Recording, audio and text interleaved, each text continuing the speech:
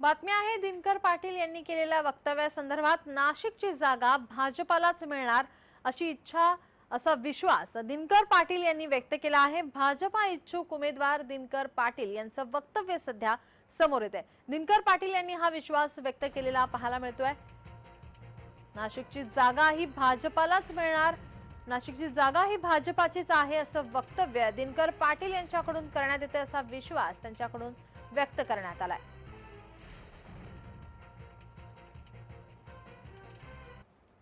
नाशिकच्या जागेवरनं महायुतीमध्ये रस्सीकेस हे चालू असताना आपल्याला बघायला मिळतोय आणि त्यातच नाशिकचे विद्यमान खासदार यांनी काल खरं तर मुंबईमध्ये जाऊन मुख्यमंत्र्यांची भेट घेतली आणि नाशिकची जागा ज्या आहे ते आम्हालाच मिळावी अशा पद्धतीची मागणी केलेली आहे। आता या सगळ्या विषयावर बोलण्यासाठी माझ्यासोबत जे आहेत भाजप नेते आणि इच्छुक उमेदवार आहेत दिनकर अण्णा पाटील।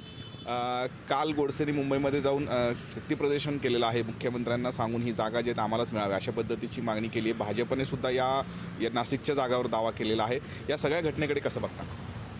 भारतीय जनता पार्टीचा दावा नाही, भारतीय जनता पार्टीलाच ही जागा मिळावी, कारण भारतीय जनता पार्टीचे 3 आमदार आहे, 100च्या पेक्षा जास्त नगरसेवक आहे। भारतीय जनता पार्टीची ताकद आहे, त्यामुळे भारतीय जनता पार्टीची जागा लढवणार आणि आमचे नेते नरेंद्र मोदी साहेब, अमितजी शाह साहेब, नड्डाजी साहेब हा नक्की विचार करतील।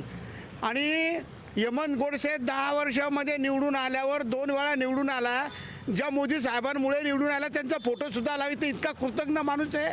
10 वर्ष मतदारसंघात फिरला नाही, तो निवडूनच येणार नाही, त्याच्यामुळे ही जागा भारतीय जनता पार्टी घालवणार नाही।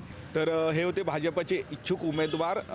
काल जे आहे ते गोडसेंनी मुंबईमध्ये जाऊन मुख्यमंत्र्यांसमोर शक्तीप्रदर्शन केलं आणि नाशिकची जागा ही ज्यात आम्हालाच मिळावी अशा पद्धतीची मागणी त्यांनी मुख्यमंत्र्यांसमोर केलेली होती। पण हे सगळ्या या घटनेवरती आता आपण जे आहे ते प्रतिक्रिया ऐकलेली आहे आणि नाशिकची जागा ही भाजपलाच मिळेल असाही सुद्धा दावा हे भाजप आपल्या दाव्यावरती कायम असल्याचं बघायला मिळत आहे।